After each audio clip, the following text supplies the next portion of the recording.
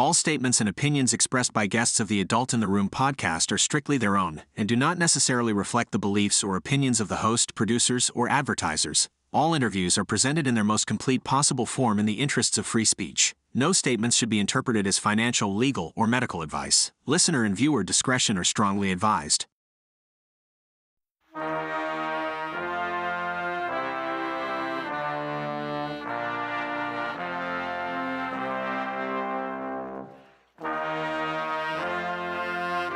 It's the Adult in the Room podcast with Victoria Taft. That's me. Well, holy moly, what a day in news, and welcome to the Adult in the Room podcast with Victoria Taft. We're live streaming as we do every Tuesday and Thursday from 1 to 2 Pacific, 4 to 5 Eastern. We do so because not everyone does what we do here. We have a certain expertise in certain kinds of stories here. And so when we don't have expertise, we kick it over to somebody else, which we're going to do in the first couple of minutes of the program today. Coming up on the program, it's insane. It is insane. We're going to talk with one of the two people in this picture. The Bay Area anarchist. There we go. But extremism researchers like Corrine Borisenko say that was a poorly edited piece of video there. And that is Jonathan Choe, who's going to be on the program in about a little bit. And we're going to talk a little bit about why he was pictured here on this hit list. Oh, there's Jonathan right there. Yeah. And he's just done an expose with, let's see, Corrine Borisenko. I'm doing that from memory, you guys, so I apologize. And if she's watching, honey, I apologize to you and come on my program, would you? But anyway, she's an expert on Antifa, which who knew? I'd never heard of her before the last couple of weeks. So it's fantastic that she's out there and she's doing really good work. Choe's gotten together with her and they've done an expose on the Anarchist Book Club and the book fair that they had, not just in Seattle, but in Oakland and all along. We find out a major candidate for the Senate from Maine is an Antifa trainer. What? He wears a Nazi tattoo and he works with training Antifa members, the Socialist Rifle Clubs. Those are the guys who think they're got girls, actually, who they were part and parcel of what happened at the ICE headquarters in Alvarado, Texas, at the headquarters there. And two people, let's see, what do we have? We had one ICE agent shot in the neck, survived. I don't know what his quality of life is. These guys are going down, and they're two of the domestic terrorists that have been brought up on domestic terrorist charges. So we will talk about that. That's what we're going to do on the program. And in the meantime, in the real world, we have our little pockets of information that we like to keep. But in the real world, there's something called a government shutdown that I've been assiduously ignoring for the better part of a month. And I just wanted to make sure that we covered it because now it's getting to the time where people are going to start losing their benefits. Already, people are not being paid. Okay, some government employees, not the military, because President Trump has said that he's going to find money to pay the military. But there are other people who are now going to be going without their paychecks. And other people in the real world out there, and they're not going to either get a full funding for their SNAP benefits, that's the EBT, and that's the food stamps, and the WIC program. And so now it's going to be, people will be howling very soon. In fact, one Republican lawmaker said they're not going to stop the Democrats from, they've been putting the skids on getting the CR done for weeks, right? And they've already voted in favor of it before, but for whatever reason now they go, well, I'm going to let, Corrine Clifford tell you what their complaints are. But now it's a big deal, and now people are start losing bennies, and, American citizens are losing bennies while they hold out to give health care to illegal aliens. And that's the name of that tune. Corrine Clifford is a member of the White House Press. Corrine, thank you so much for coming on the Adult in the Room podcast. It's a beautiful day in D.C., that's for sure. It is so beautiful in DC, but listen, the government shutdown is becoming very serious. This could be one of the longest government shutdowns in our lifetime at this point. I was just at the press conference that our press secretary, Carolyn Levitt, held today, and we have no end in sight. And President Trump is on his way to Malaysia tomorrow night. And I think that President Trump is going to turn this negative into a positive. You know, we're being told President Trump has found a billionaire or two that will help make sure that our U.S. military is paid. But the SNAP program, children's programs, employees that live paycheck to paycheck are going to have a hard time because this could keep on going until November. We just don't know at this point. Mm-hmm. And what's the main sticking point for Democrats, since they're the ones holding up the works? The House has already approved it, the bill, the CR that's gone through. The Republicans are ready to go, good, amen, let's go. But the Democrats are holding up. Why? The Democrats are blaming, obviously, the Republicans, and it is over health care and benefits for illegal migrants. And just today, Carolyn Levitt, our press secretary, was showing up the criminals that need to be deported that are in the United States illegally, that have raped, that have murdered, that have brutalized children in the United States of America. And I know that sounds like a lot of propaganda, but it is 100% true. We don't want to give those people health care. We don't want to give those people benefits. We want to get them out of the United States. So what's really happening is that the Democrats want to fund those illegal criminals. And I think it's because they need them to vote and keep them in power. But the deeper thing is that I think that Chuck Schumer and the Republicans are using this just to torture President Trump and the MAGA movement. You mean the Because Democrats? the Democrats are using this to torture President Trump and our MAGA Republican movement. They're trying to do this. The Democrats are trying to do this to torture President Trump because we were doing so well. Everything was doing so well. Our economy is booming.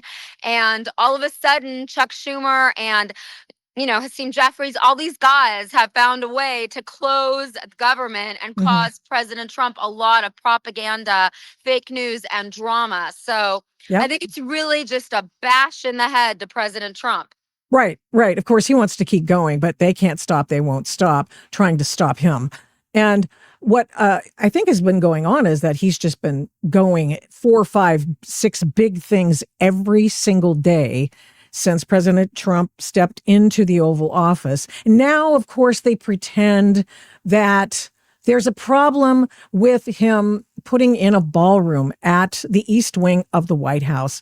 Will you please explain? I mean, I've been hearing he's been talking about it. I bet you there's a montage somewhere out there where he's been talking about this ballroom since the day he got into office. And now the press today, I'm shocked. I can't believe he's tearing down the East Room of the White House. What's really going on? This is so hilarious that all of a sudden mainstream media is just so focused on this construction because it's been going on for over 2 months now.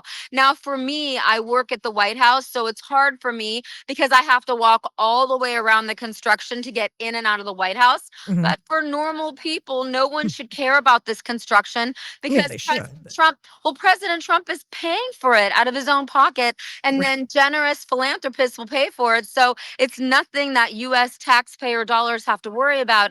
And honestly, this particular tiny area of the East Wing of the White House really needed to be renovated. And having a ballroom in the White House, President Trump may not be president by the time this is done. It could take 2 to 3 years. We don't know yet, but no one should be complaining about it. It's a very tiny section of the East area of the ballroom. Presidents have the right, especially if they're going to pay for it themselves and not use U.S. taxpayer dollars, they have the right to make the White House beautiful. And that's what President Trump wants to do. And so I don't know why anyone's complaining about it. It's like, once again, The Democrats just find any reason to torture President Trump. And today in the press briefing, of course, all the liberal Democrat media is asking the same questions again and again and again. And yes, the president has the right to remodel the White House. He's not doing anything that's going to hurt the White House. He's going to make the White House more valuable. Excuse me. So I don't know why anyone's complaining about this. It's shocking to me that we're wasting so much time on this topic. Excuse me, I Bless got to you. sneeze. Bless you. I never do that. It's been a minute. Been a while since I've had to do. Usually I have a button I can push, but I mean, you guys can see me sneeze. So anyway. No, it's good. God bless you. Thank you so much, Yes. Corrine. You're the adult in the room, Victoria. Yeah, baby, I am. I mean, people go, oh, yeah, I know I'm not a child. I'm the adult in the room. You're And the I've been around a adult while. in the room. And I'm just constantly in shock about the liberal media. Why would they waste so much time today? They usually say that I waste time. I get attacked by Politico. I get attacked by the Daily Beast. I get attacked by Raw Story. They say I waste time talking about stupid issues. I'm sorry, that's projection. The liberal media wasted so much of our precious time today talking about the ballroom, which will only make the White House nicer and nicer. President Trump actually has a huge construction background. He's not going to build anything that's going to hurt the United States of America or the White House. As a matter of fact, I want my family to donate to part of this construction. I want super rich power families to donate to this because the U.S. taxpayers are not going to pay for this. So no one should be complaining about it. Well, they'll complain. Oh, come on, you know they will. But what's really disingenuous in this vein is to have people who know better. Senators, Ron Wyden from Oregon did it yesterday, and I think the Connecticut senator did it again today. And it was, I can't, basically, harumph. I can't believe that they are engaging in any kind of construction at the White House for a ballroom when people might go without their SNAP benefits next week or the week after, possibly.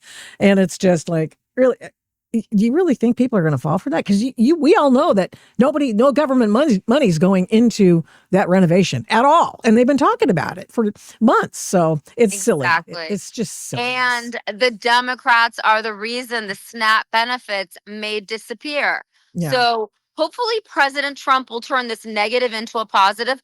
I pray President Trump will use this government shutdown to start firing the people that DOJ should have been firing. DOJ should have fired half these people. We've got almost 3 million people who work for the federal government. We don't even know what they do all day long. And let me tell you something, there is no less traffic. There is no less traffic in Washington, D.C. So that really shows you that half these people don't even go to work. I can show you Washington, D.C. right now. There are people everywhere. There's tourists, but there's no less traffic in Washington, D.C. with the government shutdown. So I'm just shocked that I think so many of them were working from home. Yes. And that just so really probably don't even work. They probably don't even work. So that's a big problem. But that's really why I say that, an emergency can happen at any time. And that's why I promote sat123.com. I want people to make sure that they can have a satellite phone, that they can have a Faraday bag, that they can have a bulletproof backpack anytime they need it. And so that's why I like to go on shows like yours and say, look, you got to be prepared. Right. Because if this government shutdown lasts longer than November, what do we do then? You got to be ready for anything. Oh, I'm going to look. I did not know there was going to be a promotion in this, but actually I'm personally interested. So you're saying a SAT-123 is where you go to get a sat phone and then of course a Faraday bag. Okay. And a bulletproof backpack, just in case the government shutdown goes longer and longer. Wow. It could get really dangerous out there. It's dangerous for me right now being in Washington, D.C., but President Trump obviously brought the military in. But I mean, I carry a sat phone, I carry a Faraday bag and a bulletproof backpack everywhere I go, just in case. And I go to SAT-123 because they have the best customer service. I had a question. One last question before we go. Of course. Any question. When you were just saying that you had to walk around the construction of the East Wing to get to your job, and you said the construction's been going on for a couple of months. Is that correct? Yes, and I've been posting it constantly. And Why so all of a sudden is it a big deal? why do you think? Because I think that because of the government shutdown, they're going to try to say, oh, President Trump is spending hundreds of millions of dollars on the construction, but he doesn't care about the SNAP benefits. I Uh-huh. think the Democrats are soaking this whole government shutdown when they're the reason the government is shut down. So I think they're going to use anything they can to try to make President Trump look bad. Oh, that is amazing. I mean, really, that is just, it's incredible. It's so, it's just so, I don't know. Politico. It's, well, it's very It's so political. political. It is political. I'm going to, So corrupt.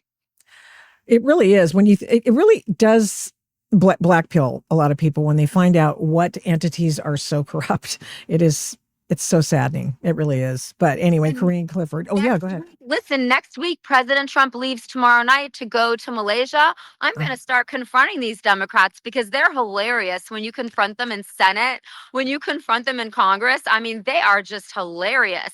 And so I think it's going to be it's entertainment for me to go confront these senators like Bernie Sanders and Chris Murphy, the senator from Connecticut. I mean, they're trying to blame everything on President Trump. President Trump isn't doing this.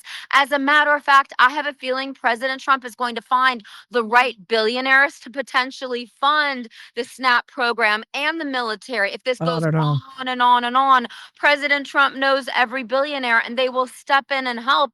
We don't want American children hurt. President Trump loves American children. He would do anything for them. So we know. I love your next guest, by the way, Jonathan Choe. He's amazing. I love that. We had a whole Antifa encampment in front of Union Station. And I work with a gentleman named Cam Higby, and we got it taken down. We got their permit taken away. And I got banned on Instagram because I got 1.6 million views just on this one particular post about the Antifa encampment. So just within Instagram, just within these social medias, there's Antifa employees that are censoring us. I just get disappeared all the time. Wow. Well, I'll follow you on Instagram, and I'm already following you on X. I'm banned on Instagram, but follow me on X. And anytime you need anything, I am so here for you. Thank you so much, Corrine. I sure appreciate it. Thank you. I mean, I find you very entertaining too. Good job. Thank you so much. I appreciate it. You take care. All right. Well, that's amazing. That is just amazing. She was talking about the Antifa encampment. And of course, we talk a lot about Antifa because of what's going on at the Portland ICE and at Chicago, just outside Chicago, in LA. And there's lots to talk about with respect to that. We're going to get to everything. But the real interesting, extraordinary news item is that and it was just breaking. I just heard about it, and I follow these things a lot. But this story apparently broke 2 days ago in Politico, and then in the Daily Wire they picked it up. Share this tab, and I hope you can see it. Alex, we can see this one, right? Okay, so here it is. This story is Maine Democrat Graham Plattner belonged to a socialist group linked to ICE attack, Tesla bombings. He is the guy who they're talking about wearing a Nazi tattoo that he got at a tattoo parlor in Croatia when he and his buddies were taking a couple of days off from the Iraq War. And I don't know about you, but I'm not sure that one goes to Croatia and then ends up as a U.S. Marine getting a Nazi tattoo. It's not a swastika. It's something else. It's I can't remember what it's called. Doesn't matter. It's apparently identified by many people as being just that. And indeed, he has personally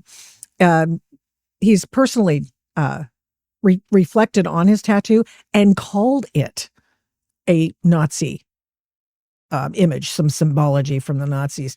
So it says Democratic Senate candidate Graham Plattner was a member of a radical left group whose members have been linked to a slew of attacks, including an assault on an ICE facility that was designated as a terror attack just a few days ago. We brought it to you.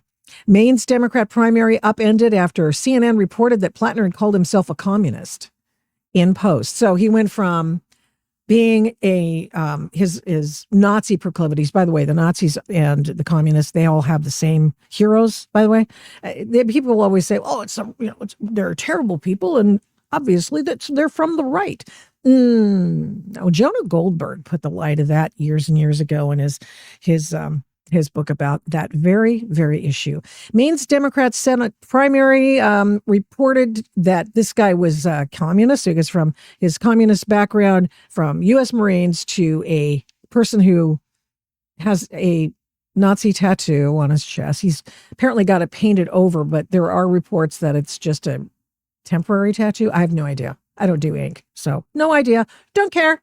I mean, I just care that the guy said, okay, I want to, cover it up. He's had it for 18 years and knew exactly what it was. And then until you got some pushback from people in the state of Maine, he ignored it. And now he's going, okay, all right, already. It's a Nazi tattoo. Bernie Sanders has endorsed this particular candidate. And now we find out, according to a Politico piece, it's oh shoot, I'll think of it. Oh yeah, I can tell you right now. It's a Axios piece that he actually worked as a trainer for Antifa. Let that sink in.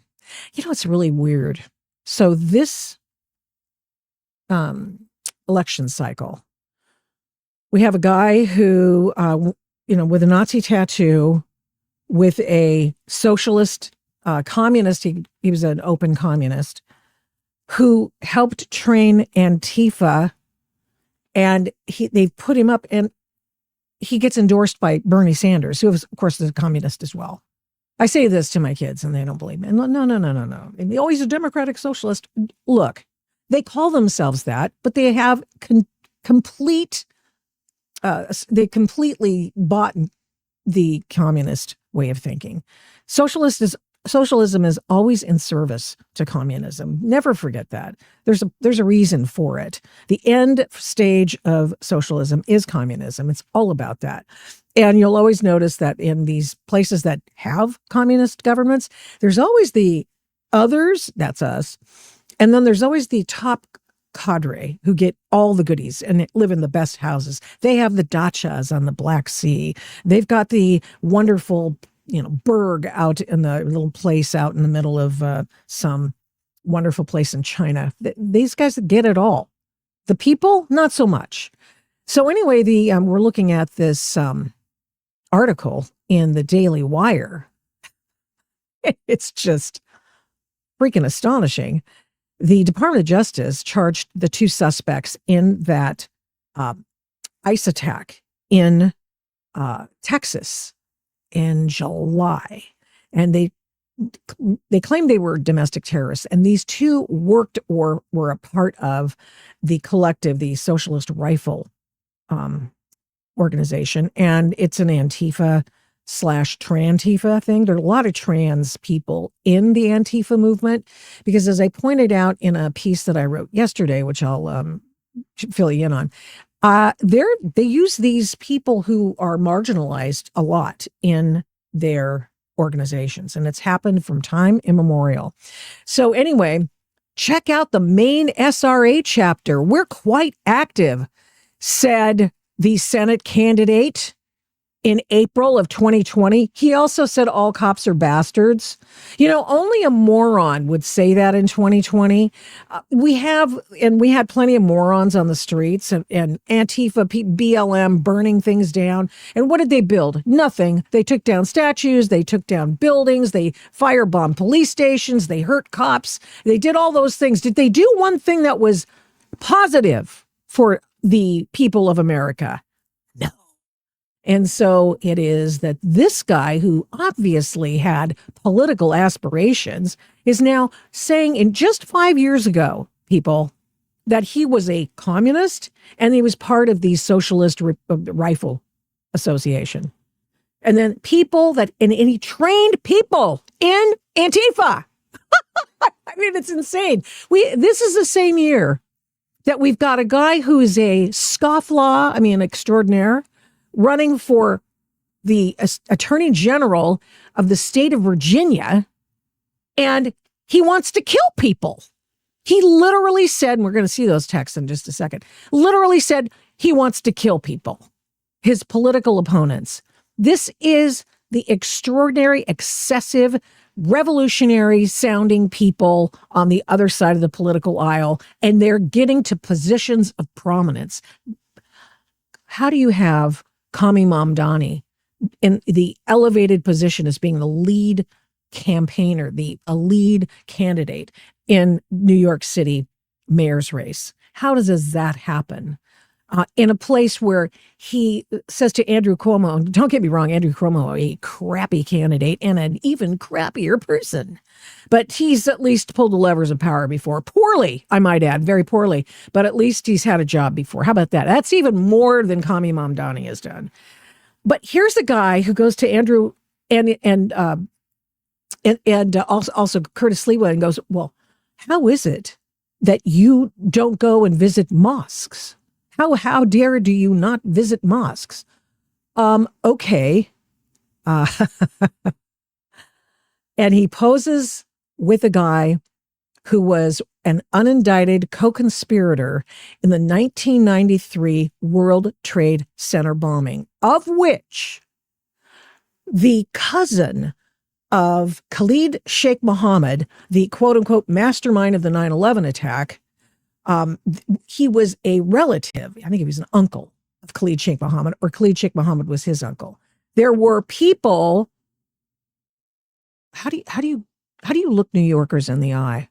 The largest Jewish population in the world outside of Israel, and say, "What's wrong with you? How come you don't go to a mosque?" This is extraordinary. We are in extraordinary times, a revolutionary time. Even Victor Davis Hanson says it is we, being on my side of the political aisle, are the counter-revolutionaries. We are trying to counter these people. It is astonishing what has happened. You've got these candidates reaching areas of prominence, and one guy trains Antifa, another guy's hanging around with one of the 1993 unindicted co-conspirators of the car bomb of the World Trade Center. 6 people killed in that one. And then, of course, they kept figuring it out, went through and they figured out how to, okay, we're going to blow up planes, and we did Operation Bojanka, and then they did that as a dry run. We talked about this the other day. And then they come back in 2001 and do World Trade Center bombing by using airplanes as missiles. And this guy's totally fine with that because he hasn't been in the United States that long. I mean, he's not a person who shares American or Western values. This is a problem. This is a huge issue. When you do not share a frame of reference, you do not know from whence this country comes, the thought process, the lore, the canon of Americanism and Western thought. And some guy like this comes along and goes, we want some free grocery stores. Let's do that. Let's have free buses. Let's have free subways. And it's the same old claptrap that never works. And then he does it with an overlay of complete, pure, unadulterated hatred for the United States of America.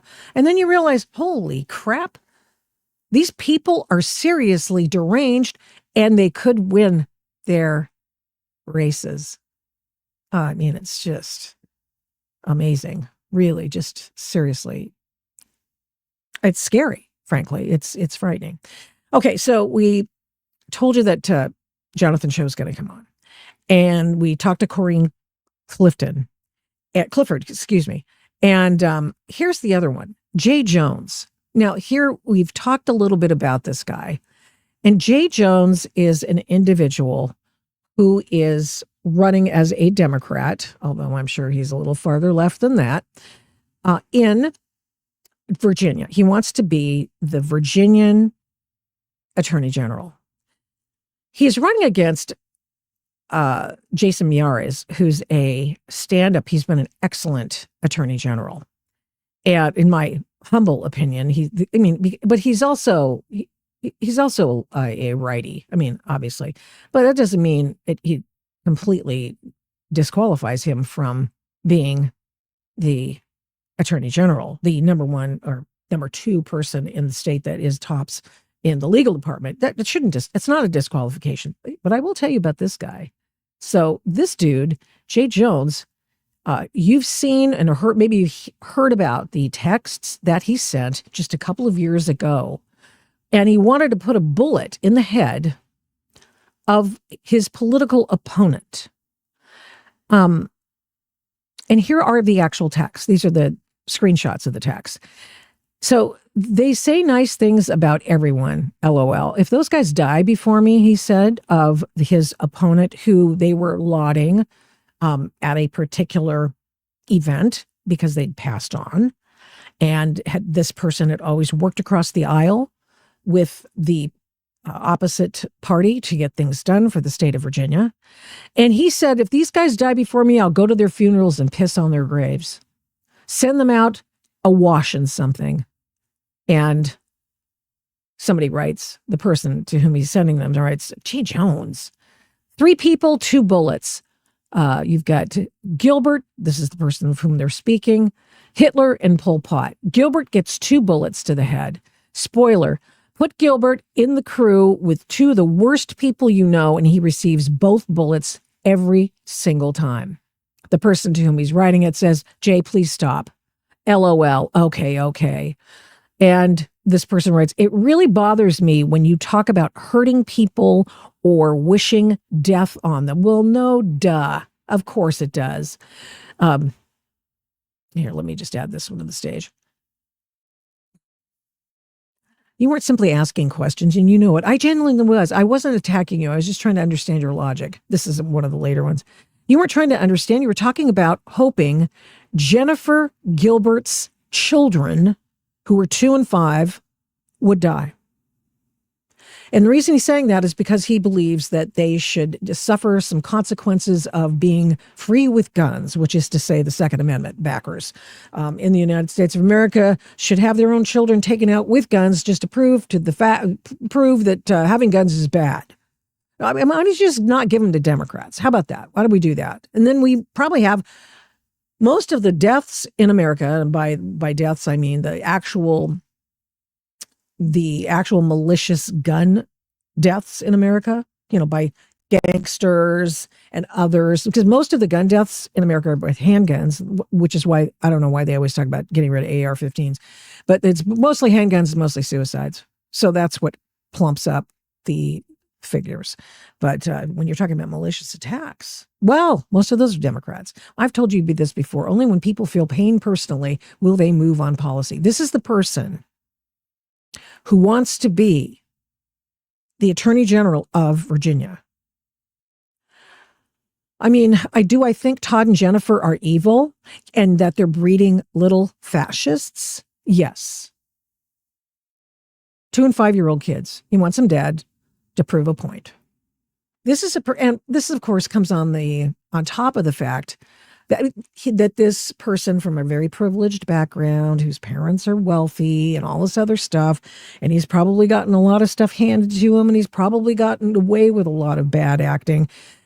He's 116 miles an hour he went in, and he got caught. 116 miles an hour, I think it was a 60 mile an hour zone. Got caught. So part of his punishment, which was unlike any punishment that speeders that were, recklessly driving on the roads that night or around the time he was arrested, they got penalized much more severely. He got to do community service. And you know where he got to do community service? In his own political PAC. I mean, there's a word for that. It's called corruption. I know. It's called corruption.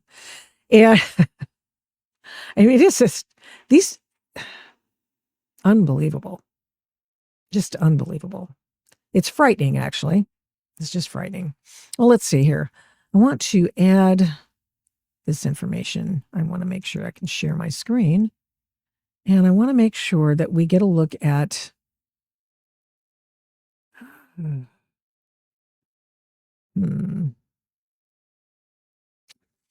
Main Senate candidate, the gallery, the one. Jay Jones. There we go. Hope you can see it. This is a National Review article behind a paywall all the time, but special prosecutor appointed in investigation into Jay Jones's reckless driving conviction. This is interesting because we thought that the vault had been closed on this bad boy, but it turns out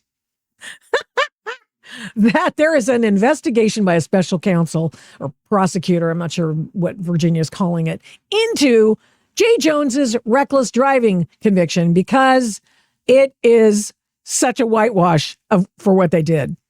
Special prosecutor has been appointed in the investigation into the Democratic Virginia Attorney General nominee Jay Jones's 2022 reckless driving case. According to a court filing obtained by National Review, raising questions about the nature of the ongoing probe into a legal matter that was ostensibly finalized nearly 2 years ago. And now the Kent County Commonwealth Attorney, Scott Rennick, asked that he be recused from the investigation because everybody knows this dude. Jay Jones is known by everybody. That's probably why they didn't say that, but come on.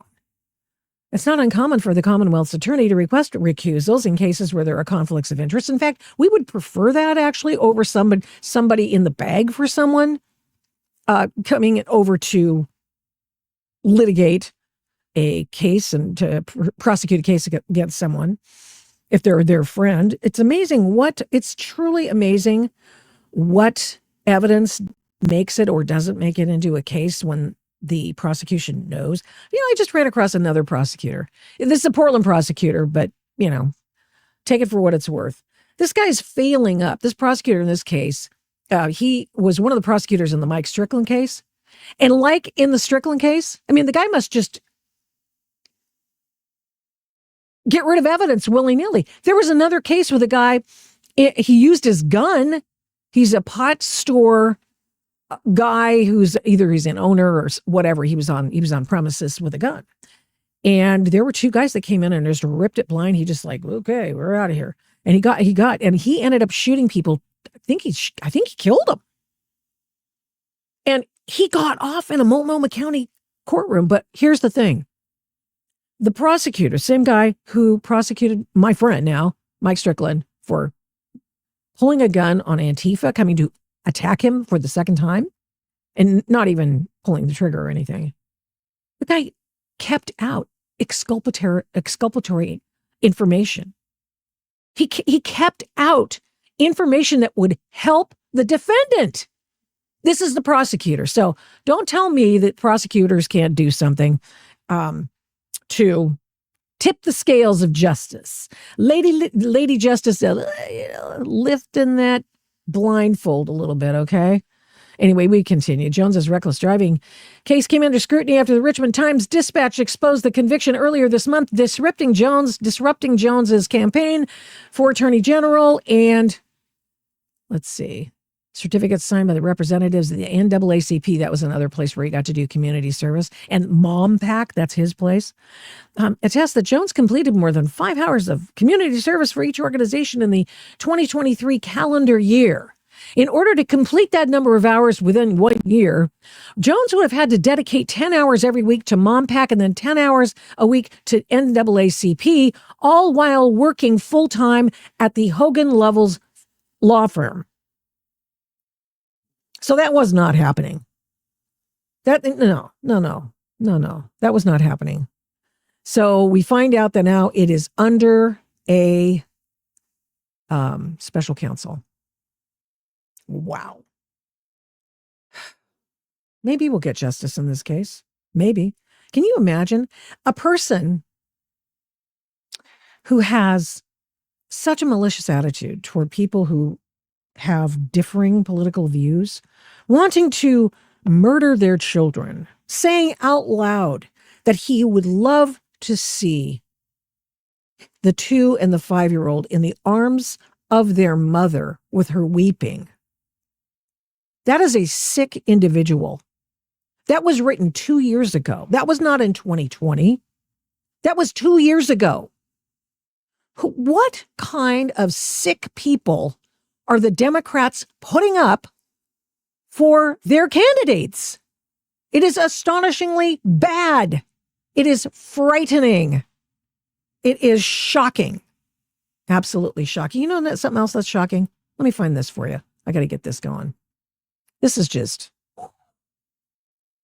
I mean, in Portland, it's just another case of the ruling class tipping the scales in favor of the left.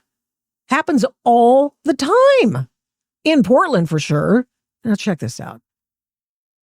I got to get one more thing in here. Hold on. Bear with me for just a moment. So this is in Portland. Sort of back over there. He's a conservative influencer. And he's gone back to Portland. And even, let's see, what Tim Pool's actually, apparently he was there yesterday. So I haven't seen anything from him. I haven't checked his timeline on X or anything. But he's probably undercover is what he's probably doing. Just to see is this for real? Yeah, oh man. What happens is, as I've explained to you before, Antifa has a position on the street in front of the ICE facility. This is a security risk for a federal facility. That is unacceptable. Remember after 9/11, you started seeing these huge pylons in front of federal buildings all over the place? That's so a truck bomb couldn't come through necessarily and take out half the building, like at the Oklahoma City bombing facility.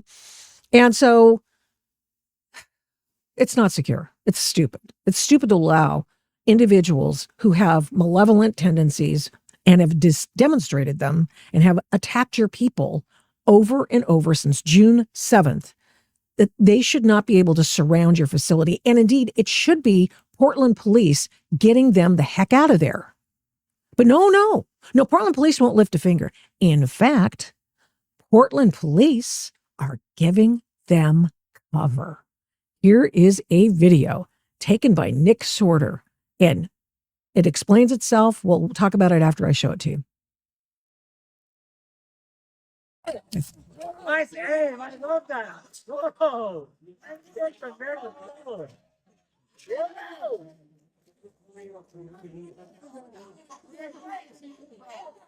What did that person do? I think it's shining something in our.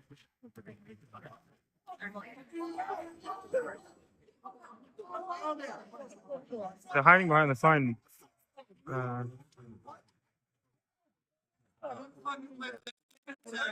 And they're running for cover behind Portland police. Oh my God. You've got to be kidding me.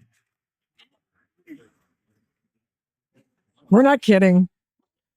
You got to wild shoot everybody else to shoot one person close. You got come on. And then they start shining the light from behind the cops.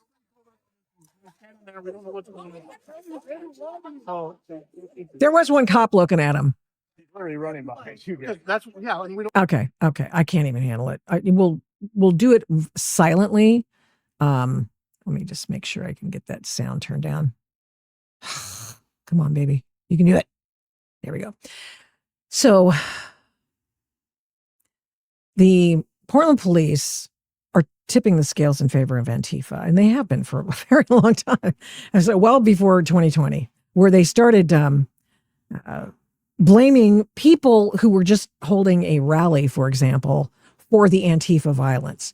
And it's the same scam they pull on college campuses, wherein people who want to go, remember in 2017, Ben Shapiro, Ann Coulter, oh God, what's his name? Who used to write for Breitbart? Gay, what's his name? Anyway, they go on college campuses and all of a sudden, Antifa starts blowing stuff up. Antifa starts rioting. And after which, the university officials say, "Oh, well, we can't have any more conservatives on campus. That would be terrible," because obviously they are violent people, and they bring violence with them. No, it's your students, is what it is. So anyway, of course, that's pap. It's nonsense. So here we go. Here's B-roll of this video. Did I not reset that? There we go. Yeah, go video.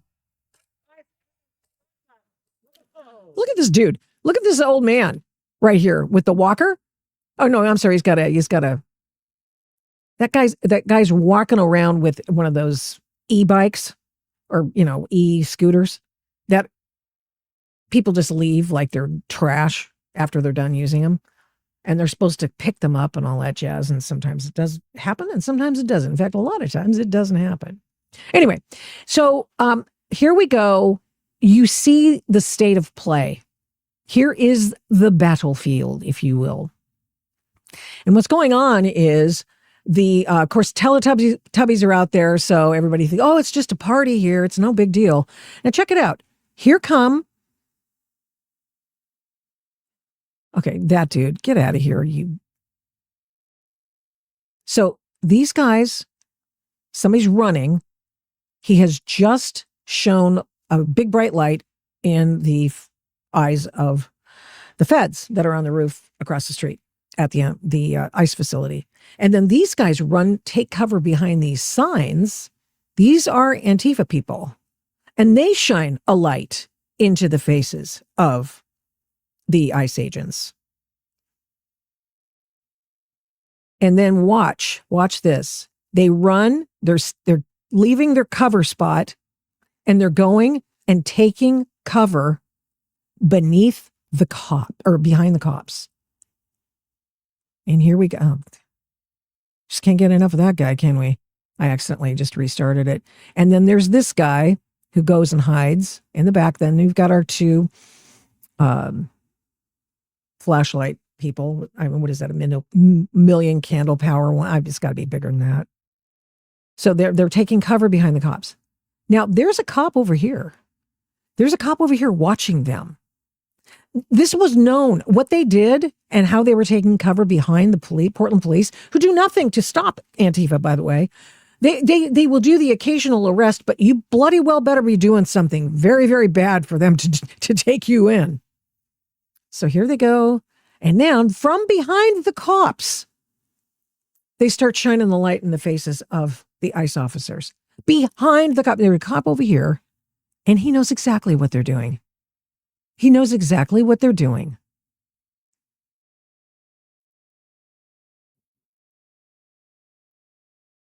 It's just unbelievable. Oh, see this dude? He's watching too. It's ghastly. I mean, it really is. These people. So the DHS agent goes over there and he's going like, and we don't know why she's running. And we don't know why she's running. Honestly, get that guy on the detective force, shall we? And then Nick, very, I think, unwisely, this is starting over again. Nick follows them and he goes back because they're all going back to their safe house. There's a safe house on the street. And when I was there, I was looking for it. And I think they had taken down their signs and such. Shelly told me, Honey Badger Mom told me that you couldn't miss it. And I thought, I'm pretty sure I missed it. And then they switched out. You see it now and it's just like, Anyway, Katie Daviscourt, who's been out there, she writes for Post Millennial. She talked to the guy who rents the apartment and whose apartment this is. And he just lets everybody just a few doors down in an apartment building. And Antifa comes in and out all night. They work in shifts. And so here, Nick follows these guys. And not a very smart idea as far as I'm concerned. Anyway, we're back here. Safe house. Let's go.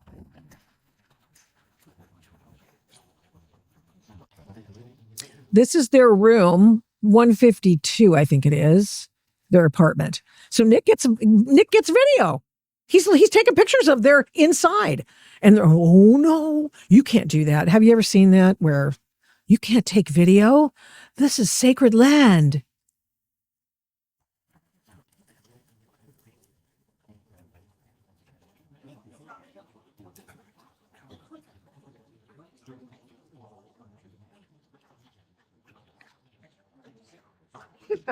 And one of the guys in here looks like the guy who was trying to get me, stop me from taking pictures. Get the fuck back. What are you doing? What are you doing? That's what I thought. That's what I thought. Yeah, like, what is he going to do? I'm just checking it out. I'm on Now the this public dude- sidewalk. Close the window if you don't This guy, I think, is the guy. want to see it. There you go. You're so fucking closeted, Gary. Ugly. You're a fag. You look stupid. What else you got? This is the guy, the blonde there. That's the person who has the apartment, which is the safe house for Antifa. And the cops know where it is. And so do the feds. And the feds, I'm sure, people keep calling and getting in touch with me and texting me and messaging me going, you know, if they better get in there and they better do something and they better do it right now. And I understand. I'm impatient too, but they've got to get to collect evidence for a case, you guys. They actually have to do that. You actually have to have evidence if you're going to go to court and try to prove something against someone. Other people's evidence will help for sure, but you actually have to put together the intelligence packet that goes along with it. I'm just suggesting to you that might be why Pam Bondi is not there in her thigh-high boots with her short skirt watching a bust of room 152, apartment 152, half a block away from ICE. Okay, that's full of Antifa people. You know the cops they know what? They know where they are. The feds know where they are. Okay, so a little bit more on the safe house here. Antifa safe house. Yep. This is from Sorters put together Katie Davis Court's video when she was punched in the eye with a flagpole. Sound familiar? Flagpole giving her a black eye. And they went down to the house, the apartment that is the safe house for Antifa. What the fuck is fucking women? Fucking minors and shit. What the fuck is wrong with you? There's our Are you talking to this person? apartment She's assaulted real you. renter. You're a black guy. You didn't just. You don't have a black eye. I don't see it. Like by your boyfriend or something. All right. The assault suspect is in the safe house. Assault suspect? Do you stop now? Are you able? The assault suspect is in the Okay. safe house. Get away. Yeah, you do have to tell them. You have to be pretty forthcoming and unafraid to say, get away from me. Don't touch me. You have to, because they will just keep coming at you. And sometimes they listen and sometimes they don't. Here's another case in which the it's being made to suggest, and I think there's certainly some suggestion. It's confirmed cops working with Antifa to get back at the ICE people. Here they are taking video, and you know they're cops. And this is one of those dialogue cops who they don't actually do anything. They're just around. Although one helped me, so I guess I can't complain. Now, I was the first person in the whole wide world, a reporter for whom the Portland Police Bureau went to bat when I was down there. Okay. So they're taking video from a lefty who's down there who got pepper sprayed. So watch this.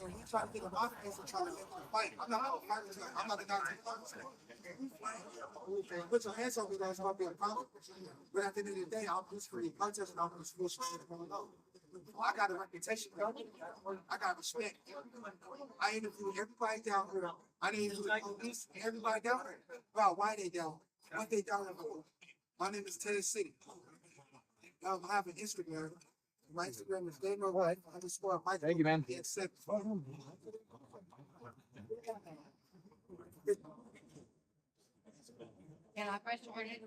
So it's just a replay of what they're doing. They're taking evidence.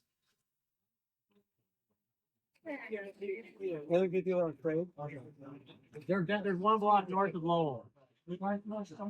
So you try to get them off and trying to. So there you go. So that's a poorly edited video, which I'm really good at those. I mean, I don't want to toot my own horn too much, but I'm texting Jonathan Choe. I just want to make sure he doesn't forget me.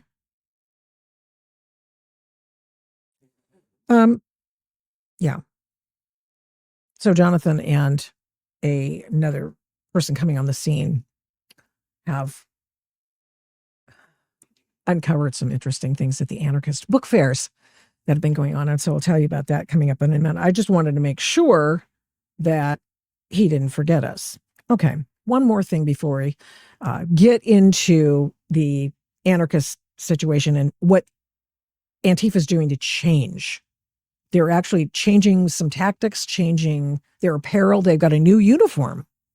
Yeah, they've got a new uniform. We'll talk to Jonathan Choe about that. Okay.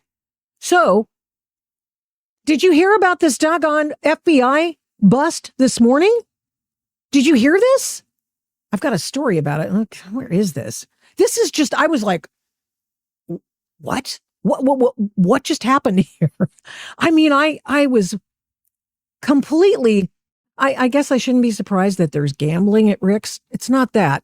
It's just that it was just a combination of a bust concerning the NBA and the Gambino and three other families in New York City. And one of the NBA coaches of the Portland Trailblazers getting caught up in this.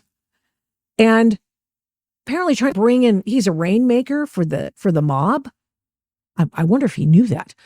Rainmaker for the mob comes in to pull these guys into these poker games, and they use all this high-tech equipment to read their cards.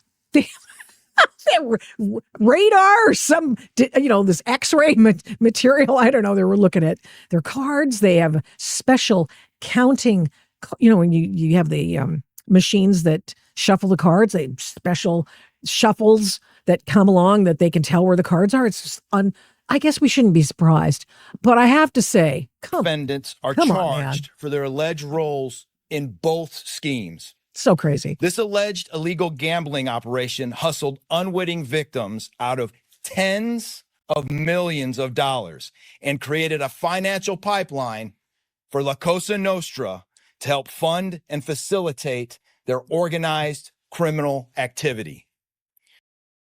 NBA and the La Cosa Nostra. I mean, that is crazy. Victims were attracted to play alongside well-known professional athletes and coaches like Chauncey Billups, only to be unknowingly deceived through rigged shuffling machines. Told ya. Fixing the odds in their favor, as alleged, and as you just heard from the U.S. Attorney's Office. This alleged scheme wreaked havoc across the nation, exploiting the notoriety of some and the wallets of many to fund the Italian crime families here in New York. Whoa. I mean, good morning. Through what we have dubbed Operation Royal Flush, HSI New York, along Oh, sorry about with the that. Waterfront Commission, first uncovered this scheme more than 4 years ago. Great sound quality, guys. Thanks. Dedicated countless hours and sleepless nights in identifying the criminal network, dissecting communications and patterns, and following the money with precision. We built a case, piece by piece, and what we discovered was a sprawling criminal enterprise that utilized cutting-edge technology and various methods of deception to dupe unsuspecting gamblers into paying up so that these defendants could cash out.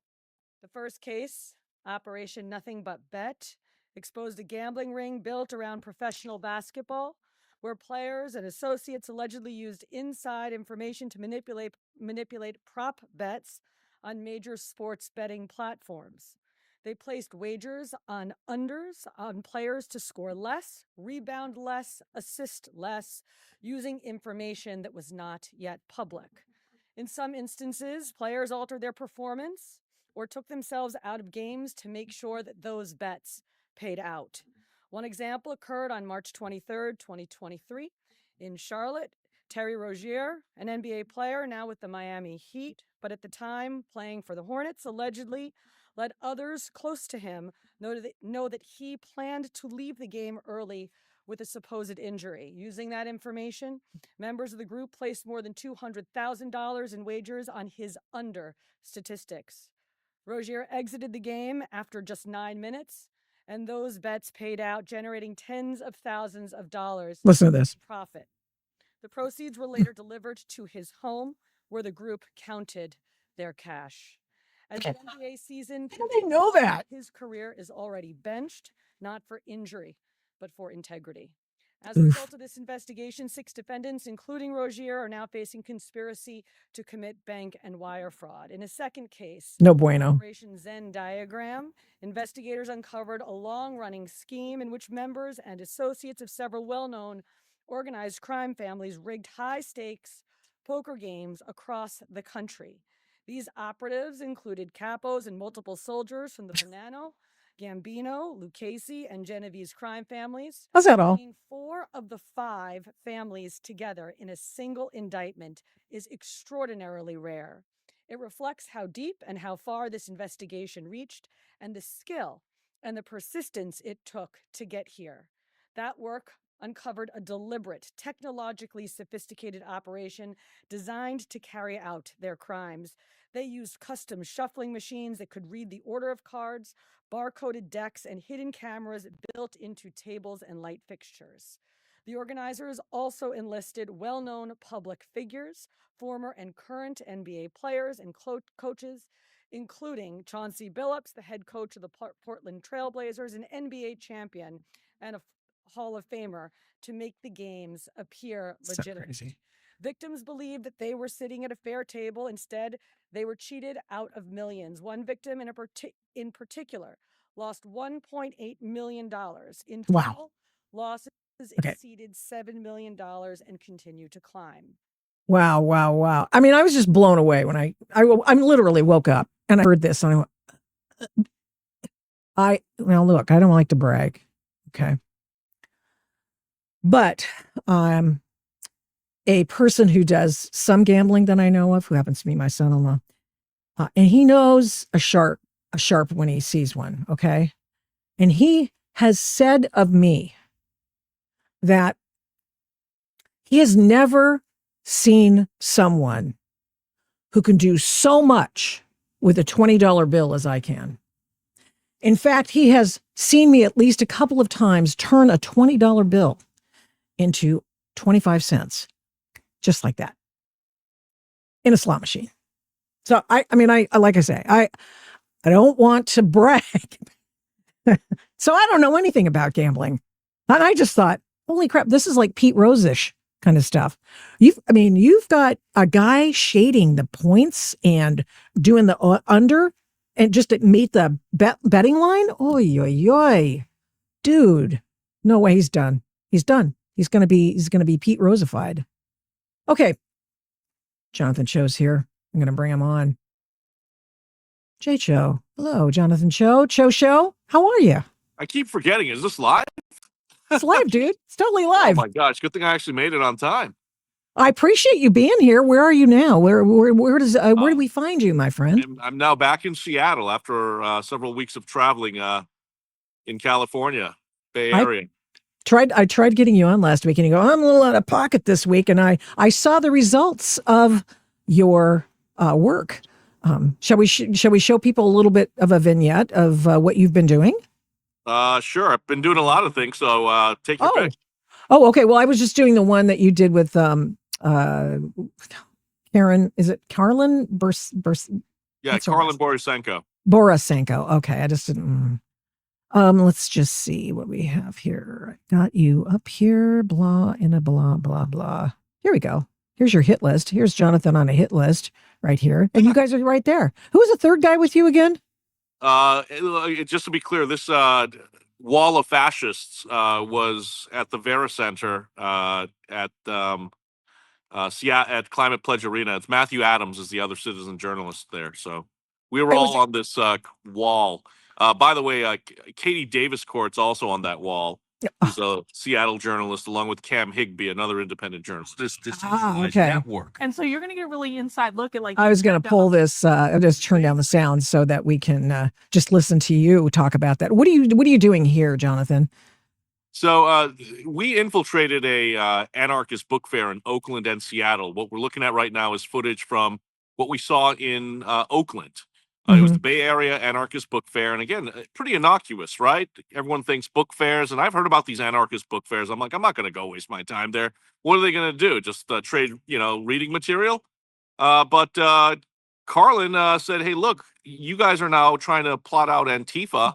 And the Trump administration is looking at cutting off funding sources, but you need to know how they plan, how they recruit, and how they push the propaganda to really understand what fuels and powers this organization, these domestic terrorists.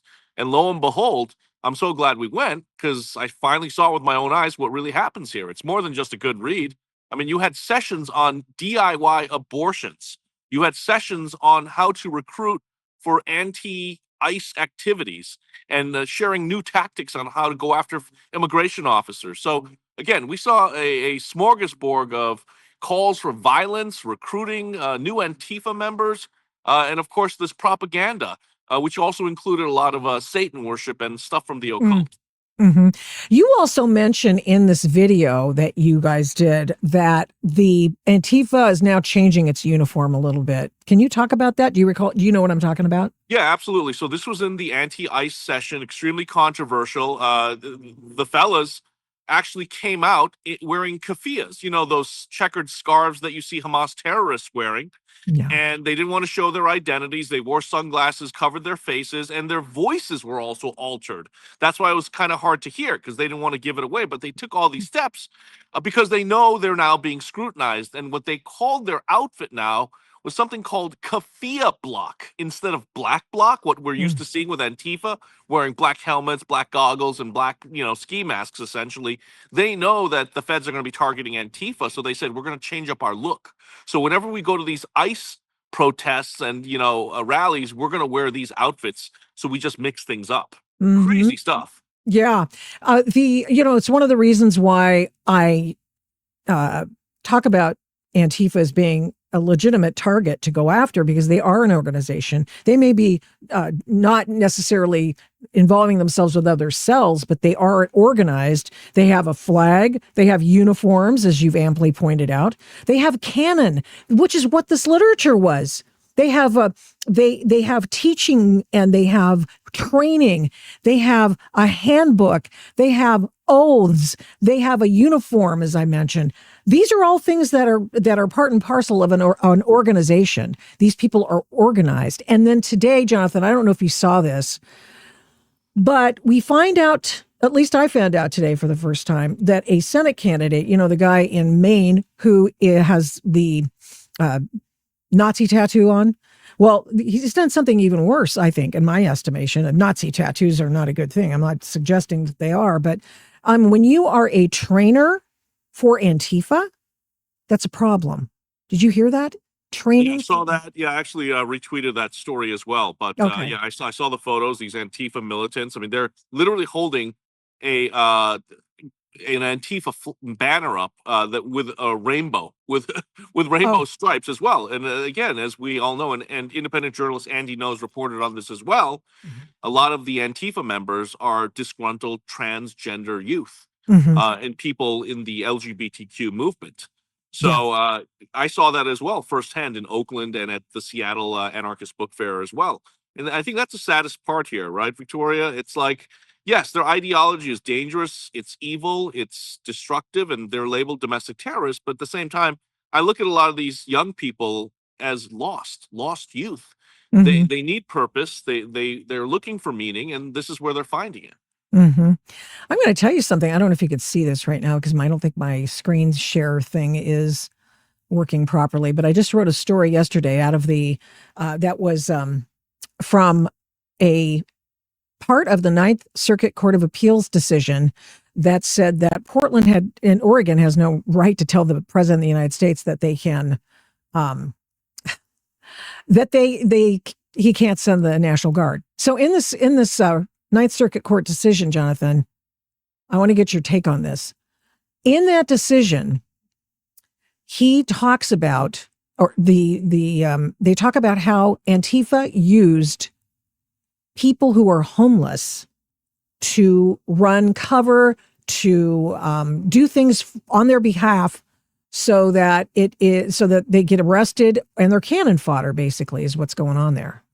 And that should probably come as no surprise to you. But I was kind of shocked at seeing this situation because, it's pretty pathetic. And lots of different organizations over time, from the Bolsheviks to Antifa now, have used the homeless to do their bidding.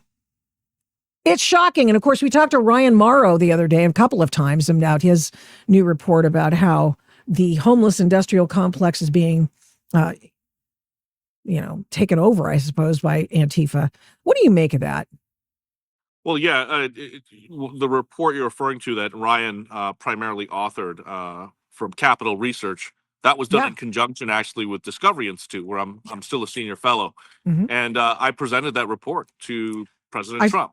That's how I found out about it. Thank God. Thank you, because I saw you talking about that. Well, then we find out in that Ninth Circuit Court of Appeals decision that that was one of the examples that the justices or judges talked about. Said they use homeless people, and the homeless people wanted them to leave them alone. Yeah. So here are two things that are happening, and this is what I've personally reported on and experienced and witnessed firsthand, reporting in places like Seattle and Portland now for the past going on 6 years. What you're referring to right now is 100% happening. In fact, it's happening real time right now in Portland, outside of the ICE facility where you've seen all of these protests. 100 yards away, you have these encampments, and you have homeless people there being encouraged to participate in the protests. They're almost being used as part of a rotation, a bench for to go in when the first line or front line Antifa activists get tired. They'll send in the homeless, and they'll feed them and give them water and maybe give them a few bucks here and there, and then they'll just simply go out and hold signs.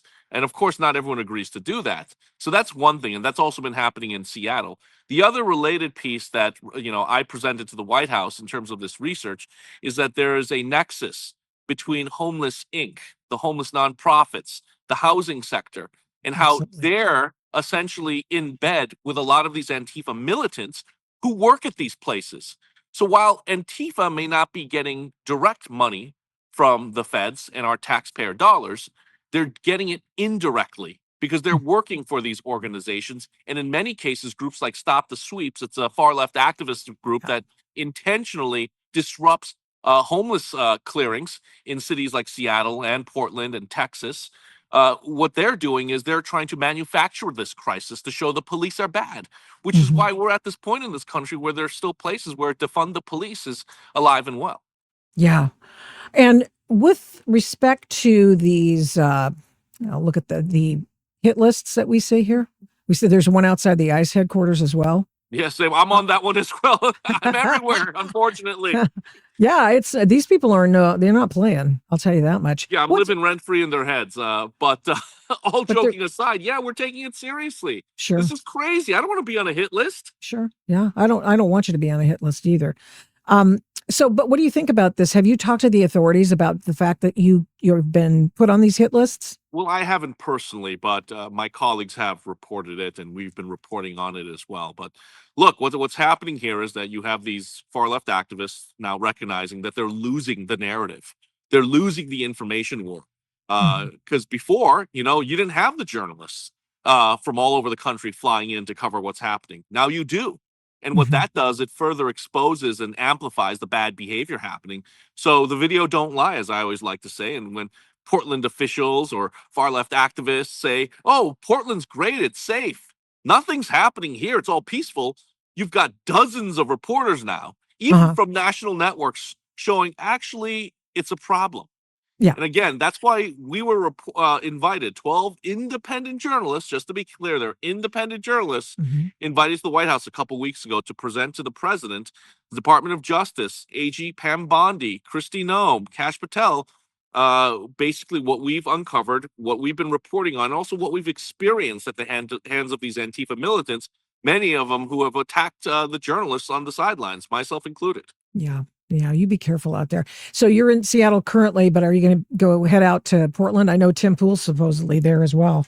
Yeah, well, and actually half of that White House roundtable I was a part of is out there now as well, or going to fly in this weekend. Yeah, so I'm heading there. I'll be there Friday night into Saturday, but there's another huge direct action planned for this coming Saturday in response to the judge ruling that the National Guard troops can now be deployed to Portland.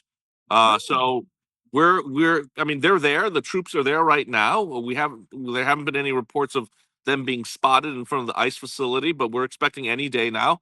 Mhm. But at the very least, I know the journalists out there right now, we're all going to cover this direct action and see what happens. The last big one, you had a bunch of naked bicyclists rolling through the streets of Portland. You had them lying down on the highway, shutting down traffic. So we're expecting another three-ring circus.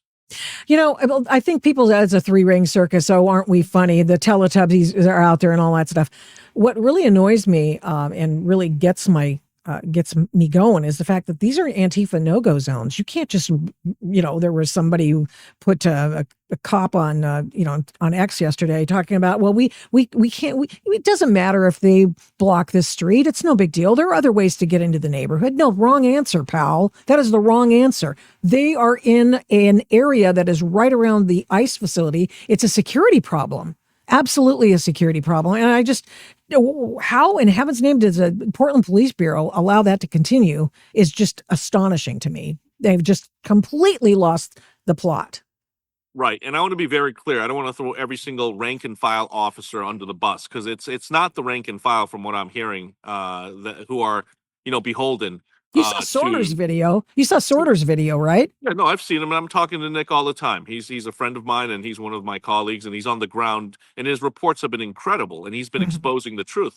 But what's happening is the leadership of Portland PD, they appear to be compromised, and they're taking orders from the mayor as well, Keith Wilson, and from the governor, Kina Kotek, and the far left council members who are pressuring the police chief, and the police chief is obviously very woke and pushing DEI. And right now, unfortunately, this region, the Pacific Northwest in particular, cities like Portland, Seattle, they've normalized this behavior. Yeah, and this has been going on, as you know, since BLM 2020. Oh, before that, and Portland was the epicenter, yeah, and definitely before that. And now this is pretty much a continuation of that. But I want to be very clear. You were talking about the Teletubbies and the people in inflatable costumes. Look, that's just a distraction. Sure. Many of the people in those costumes are Antifa militants, and they have been accused and also convicted of crimes in the past related to rioting and protesting. So don't believe the national media or the activists online when they say, oh, look, it's nothing. Everyone's having a great time. No, that's the cover. That continues to happen, whereas behind the scenes, you have the violent people coming forward and targeting and attacking ICE agents. Yeah, absolutely. The Teletubbies are always in front, so they're blocking driveways, which is, you're not supposed to do that, but there they are. Or you've got the ice skaters who can, at a moment's notice, or roller skaters, I should say, at a moment's notice, can block the place where the ICE agents need to go in and out. And that's what your audience really needs to understand, because a lot of the clips that are going online right now, you're not seeing the beginning, middle, and end, right? You're just seeing the confrontation. But the only time ICE agents, federal officers even come out is when they need to let vehicles in and out of that Portland ICE facility, or if a militant or a protester is vandalizing the building, right? Yep. Then they'll come out and confront them. But that's what these anarchists, the agitators, that's what they want. They want to show that the cops are bad. It's like us versus them, good versus evil. In their eyes, they're the good folks. In fact, you have now these, what we're calling wheelchair fakers, people who aren't even disabled, rolling up in wheelchairs, right? And they're some of the most violent and insane and going after the ICE agents. But when they get, knocked down or cleared out, they cry, foul. Oh my God, ICE is going after a disabled person. But then, several days later, we see that person in the wheelchair now happily walking around. So, I mean, it's ridiculous. It's all a big circus and a show. It's a show. It's a dangerous show, too. And it deprives people of using that property that, they maybe want to walk down that street, but they can't do it. They feel unsafe. I mean, there are terrified people living around there. It's really a residential area. And here's the kicker. It's low-income housing right across the street. Yeah. The very people these far-left activists, Antifa, were allegedly fighting for in 2020 during BLM. You have Black people, Hispanics, living across the street. Where's the racial equity now? Yeah. It's all a hypocrisy. And again, what we've uncovered in my most recent story is that it once again reminded that these Antifa militants, they just use these crisis situations to destabilize America. That's And that's what exactly they're right. doing, because they're trying to usher in a violent revolution based on communist and socialist ideals. I told you. I mean, I'm telling my viewers, I mean, duh, exactly. All Exactly the evidence right. is there. It's in the literature. They openly admit it. They're hiding in plain sight. Yep, exactly. Jonathan Choe, thanks so much for coming on. Sure appreciate you jumping on. Yeah, thanks for amplifying the story. Take care. Thank you. Bye-bye. Oh, that's awesome. I'm so pleased that he could come on and take some time for us today. That's awesome. Well, I told you, I mean, this is a big deal. I mean, it really is. This whole, people say, well, it's only happening in Portland. No, it's not. It's not. It's happening in Chicago in even worse ways. It's happening in Los Angeles, and it's going to happen. In fact, it has already started happening in New York. So this is when you've got the, as congressional member standing next to the mayor of LA and talking about putting out their own ICE tracking software. I mean, we are in a serious place. We really are. I mean, we are the counter-revolutionaries. We just have to be mindful, dogged, and keep moving forward. Got to stop it. People have got to remember civil discourse. Remember that? Yeah. Okay. See you. Let's see. Today is Thursday. I'll see you back here on Tuesday. Unless there's something really big goes down and we might have to do another live stream on Saturday night. I just don't know. We'll see. Because that's the night when, all hell's supposed to break loose down in Portland and over and across there in the ICE facility. So I say down. I mean, where are we today on the West Coast? You just never know. All right. Thanks again. And we'll see you Tuesday. Thank you so much for watching and listening to this episode of the Adult in the Room podcast. We do not take you for granted. We appreciate every single person who tunes in every week to listen and watch this program. We're here every Tuesday and Thursday, live streaming on Rumble, and then on every other podcast platform shortly thereafter when we can port it over and get it over there as soon as we can. All the shows can be found at victoriataft.com, where the censorship regime has been banned by me. Follow me on social media at these names: Victoria Taft, the Adult in the Room podcast, and the Victoria Taft Show. Send media inquiries, or any others for that matter, to victoria@victoriataft.com. And here's a big ask. Would you please subscribe, share, like, comment, recommend, and give this program a 5-star rating where you can? We really appreciate it. We do not take that for granted either. Follow my work at, you guessed it, victoriataft.com. PJ Media, I write tons over there. Flamingo Audiobooks, and of course the radio. I don't do this alone. This show is produced and engineered by Overall Media. 1A Cast is responsible for some of the Adult in the Room podcast's imaging. Logo design by Hageman Creative. The Adult in the Room podcast is produced at Flamingo Road Studios. All rights reserved.